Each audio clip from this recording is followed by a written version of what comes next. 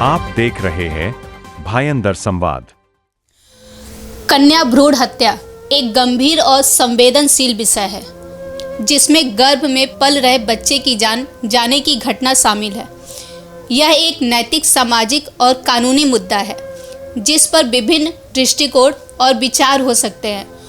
भ्रूण हत्या के कई कारण हैं। भ्रूण हत्या के कारणों में से कुछ प्रमुख कारण ये हैं: लिंग चयन, गरीबी और आर्थिक संकट, सामाजिक दबाव, शिक्षा की कमी, चिकित्सा जटिलताएं, नैतिक और धार्मिक विश्वास, व्यक्तिगत निर्णय। इन सभी कारणों में से एक कारण और भी है, जिसे हम दहेज प्रथा के नाम से जानते हैं। जी हाँ, दहेज प्रथा भी एक ऐसी बीमारी है जो कन्या भ्रूण हत्या जैसी बीमारी को बढ़ावा देती है। और ऐसी तमाम बीमारियों को खत्म करने के लिए सरकार ही नहीं, बल्कि कई ऐसी संस्था भी हैं जो समाज और धर्म हित के कार्य में आगे आती हैं। इन्हीं संस्थाओं में एक ऐसी संस्था है जिसका नाम है रायपुर धर्मलक्ष्मी जनसेवा ट्रस्ट, जो पिछले कई वर्षों से लाचार और मजबूर माँ बाप के जीवन की लाठी बनी हुई है। यह संस्था मुफ्त में लाचार और ज़रूरतमंद बेटियों का कन्यादान करते आ रही है। संस्था ने शुरुआत में तो 5000 बेटियों का कन्यादान करने का बीड़ा उठाया था, मगर जैसे ही लोग संस्था से जुड़ते गए, संस्था के हौसले और भी बढ़ते गए। लोगों ने संस्था और उसके संस्थापक की खूब सराहना की। लोगों का सहयोग व प्यार देखकर संस्था ने अपने लक्ष्य का दायरा ही खत्म कर दिया और संस्था ने अब ठाना है कि सिर्फ 5000 ही नहीं, बल्कि ज़रूरत पड़ी तो हम लोग लाखों बेटियों का कन्यादान करेंगे, ताकि किसी भी माँ बाप को कोई भी बेटी बोझ ना लगे। इसी विषय पर आज हमारे साथ बात करने के लिए खुद संस्था के अध्यक्ष धर्मेंद्र शर्मा जी मौजूद हैं। आइए खुद सुनते हैं उनकी जुबानी संस्था की कहानी। नमस्कार, मैं हूं मिथिलेश और आप देख रहे हैं भयंकर संवाद। दोस्तों, जैसा कि पिछली बार हमने दहेज प्रथा के ऊपर बात किया था, भ्रूण हत्या के ऊपर बात किया था, आज उसी विषय से जुड़े हुए मुद्दे पे हम फिर एक बार बात करने के लिए मौजूद हैं। और हमारे साथ बात करने के लिए मौजूद है रायपुर धर्मलक्ष्मी जनसेवा ट्रस्ट के अध्यक्ष धर्मेंद्र शर्मा जी। सर, आपका बहुत बहुत स्वागत है हमारे भयंकर संवाद में। नमस्कार, आपको और आपके भयंकर संवाद चैनल को भी धन्यवाद करता हूं कि आपने एक बहुत ही नाजुक और संवेदनशील मुद्दे को उठाया है और इस संवेदनशील मुद्दे के उठाने से समाज को जागरूक करने का एक कार्य आप कर रहे हैं। इसके लिए मैं आपको फिर से एक बार धन्यवाद करता हूं। सर, जैसा कि मैं जानता हूं कि रायपुर धर्मलक्ष्मी जनसेवा ट्रस्ट अपने संस्था के माध्यम से आप जो पिछले कई वर्षों से बेटियों का कन्यादान करते आ रहे हैं, तो मेरा पहला सवाल है कि आपका लक्ष्य क्या है? टारगेट कुछ आपने रखा होगा कि कितने बेटियों का कन्यादान करना है? बहुत सुंदर सवाल है कि हमने जब ये शुरुआत की थी कन्यादान समारोह की, एक कन्यादान अभियान का शुरुआत जब किया था हमने, तो हमने एक छोटा सा ही लक्ष्य रखा था कि हम छोटे छोटे जगहों पे जहां हम रहते हैं वहां पे जिसकी समस्या होगी उसको ध्यान में रखते हुए उन माता पिता, उनकी बेटियों का शिक्षा कैसे पूर्ण हो, फिर उनका विवाह कैसे हो, तो ये सब विषयों पे चलते थे। हमने 1 साल, 2 साल, 3 साल जब लगातार हम ये कार्यक्रम करते चले आए और लोगों का प्रतिसाद इतना अच्छा मिला और लोगों ने इतना मतलब इसकी ज़रूरत महसूस की कि लगातार लोगों ने फिर इच्छाएं जाहिर करने लगी कि अगला कार्यक्रम कब होगा, अगला विवाह समारोह कब होगा। जब ये बातें सामने आने लगी तब हमें ऐसा लगा कि नहीं, इस समारोह को हमें और बड़ा और बड़े तरीके से करना है। तो हम सभी कार्यकर्ताओं ने, हमारे जितने भी लीडर हैं, हमने बैठ करके एक लक्ष्य बनाया और हम सब ने मिल करके एक संकल्प लिया कि हम सब पहले जो हमारा लक्ष्य होगा वो 5000 बेटियों का कन्यादान करने का लक्ष्य होगा, जो हम उसके तरफ निरंतर धीरे धीरे साल दर साल आगे बढ़ते जा रहे हैं। क्योंकि हमें पता है कि जब लक्ष्य बड़ा होगा तो कार्य करने की जिद जो होती है, एक भावना जो बढ़ती है कि नहीं हमें ये कार्य करना है, तो वो आक्रोशित होकर के आदमी एकदम आगे बढ़ कर के इस कार्य को करने के लिए आगे बढ़ता है। इसलिए हमने लक्ष्य थोड़ा अपने कार्यकर्ताओं के सामने बड़ा रखा, क्योंकि हम पहले 11-21 ही कन्यादान करते थे एक साथ में, तो ये लक्ष्य अपने आप में बड़ा था। लेकिन जब इस लक्ष्य की ओर हम बढ़ने लगे, जब इस कार्य को हम लोगों के बीच में लेके लगातार जाने लगे, तो लोगों ने हमारा लक्ष्य और बड़ा करने की कर दिया कि ये 5,000 पे कारवां रुकना नहीं चाहिए, तो ये लगातार 5 नहीं 50,000 बेटियों का कन्यादान होना चाहिए इस अभियान के माध्यम से। तो धीरे धीरे हमारे कार्यकर्ताओं का हौसला बढ़ते ही जा रहा है।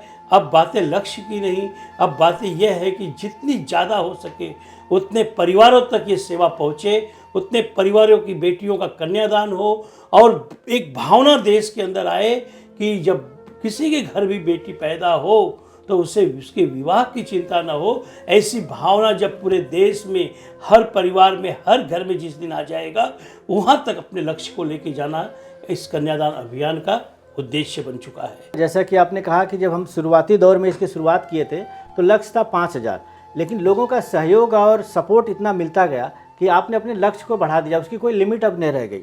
बराबर। क्या आने वाले दिनों में इसके अलावा अन्य क्षेत्रों में भी संस्था काम करेगी?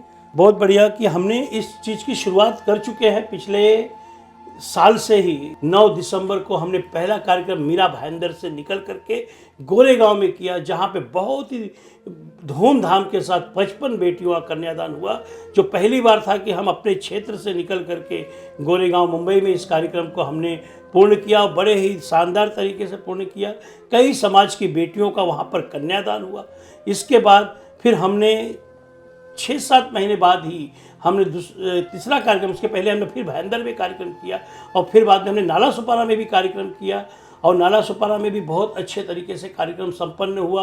और उसके बाद हमारा जो लक्ष्य अभी इस समय चल रहा है, हम 21 फरवरी 2025 को बनारस में, उत्तर प्रदेश के बनारस में इसी कार्यक्रम को बड़े ही धूमधाम से करने की तैयारी कर रहे हैं। उसके बाद संस्था लगातार, बनारस के बाद भी हम रुकना नहीं चाहते, हम लगातार भारत के अलग अलग राज्यों में, अलग अलग गांवों में, वहाँ पर जा कर के जहाँ जहाँ हमारे कार्यकर्ताओं की संख्या बढ़ेगी वहाँ कार्य हम करने का सोच रखते हैं। हम हर जगह भारत के हर क्षेत्र में इस कार्यक्रम को आयोजित करना चाहते हैं। इसके लिए हमें आप सभी कार्यकर्ताओं का, सभी लोगों का, सभी देशवासियों का पूर्ण सहयोग की ज़रूरत है। उस कार्यक्रम को हम आगे बढ़ाएंगे। सर, बहुत ही सराहनीय काम है सर। जैसा कि आपने बताया कि इसकी शुरुआत आपने मीरा भाईंदर से किया था, फिर मीरा भाईंदर से निकल के गोरेगांव, नाला सुपारा, अब आप बनारस में करने जा रहे हैं। आने वाली दिनों में अभी आपने जैसे बताया कि आपकी इच्छा है कि हम हर राज्य में जाएं और अपनी सेवाएं दें। क्या इस काम के अलावा अलग क्षेत्रों के लोगों को भी आप मदद करना चाहेंगे? जैसे कुछ एजुकेशन से रिलेटेड हो, वृद्धा आश्रम की बात कर लो, बहुत सारे सीनियर सिटीजन हैं, इन क्षेत्रों में भी आप अपना सहयोग देना चाहोगे? जैसे हम कन्यादान करते हैं तो इसके अलावा भी कई जगहों से शिक्षा के लिए लोग सहयोग के लिए आते हैं। कई जगहों पे कुछ वृद्धा हैं जो उनको अपने सहयोग के लिए आते हैं। संस्था अभी भी इस कन्यादान करने के साथ साथ भी ऐसे बच्चियों के पढ़ाई की भी सुविधा देखती है। कुछ वृद्धों का भी सेवा करने का जो मौका मिलता है अपने तरीके से वो करती है। गौ माता की सेवा में लगे रहते हैं। तो ये सब कार्य अपने अपने, दवाएं कितने लोगों तक पहुंचाई जाती है। और बीच में आपने देखा होगा बाढ़ पीड़ित जो है वहाँ, मतलब संस्था इन सब कार्यों को लगातार आदिवासी क्षेत्रों में जाकर के वहाँ पे कपड़े बांटना, साड़ियाँ देना, कपड़े देना, ये सारे कार्य संस्था पिछले कई सालों से करते आ रही। साथ साथ में ये कार्य चल ही रहा है, लेकिन संस्था इन सभी कार्यों को एक प्रारूप देना चाहती है।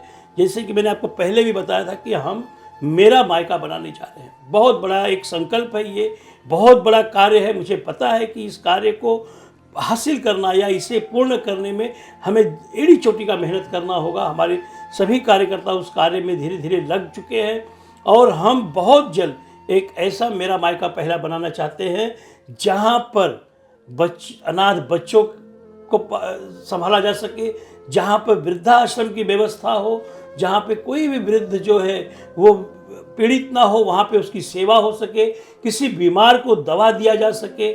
गौ माता की सेवा, जो कहते हैं कि बहुत बड़ी सेवा होती है गौ माता की, उस बोलते हैं कि अनजान जानवर जो बोल नहीं सकता, ऐसे जानवरों की सेवा, उसकी भी व्यवस्था हम वहाँ पे मेरा मायका में करना चाहते हैं। ऐसी बहुत सी संस्थाएं देखी जाती है जो शुरुआती दौर पे तो बहुत एक्टिव दिखाई देते हैं, लेकिन आगे चल के बंद हो जाते हैं।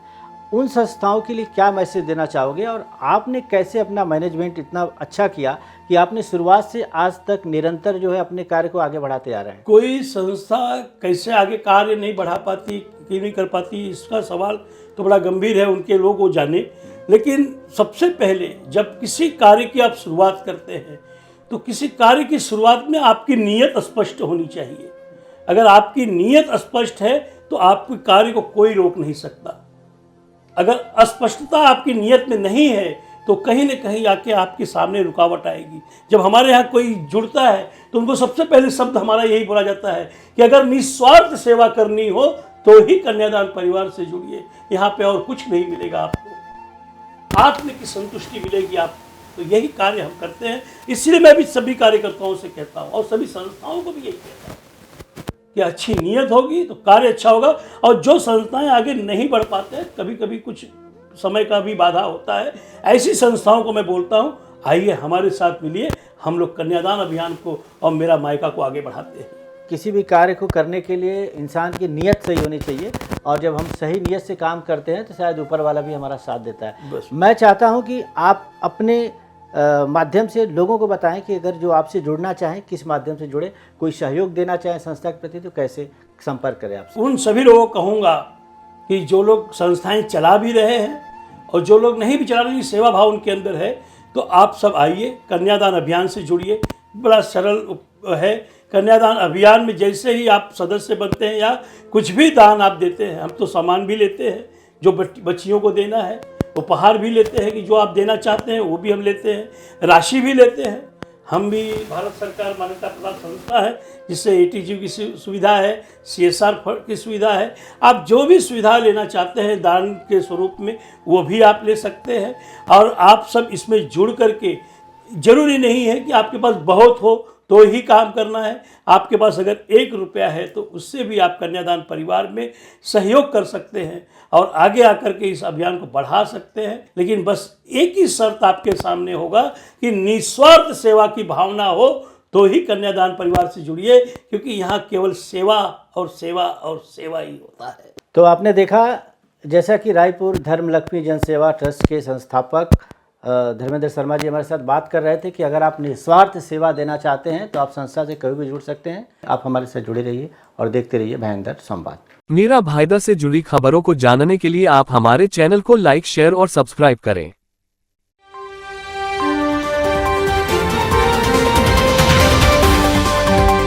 आप देख रहे हैं भयंदर संवाद।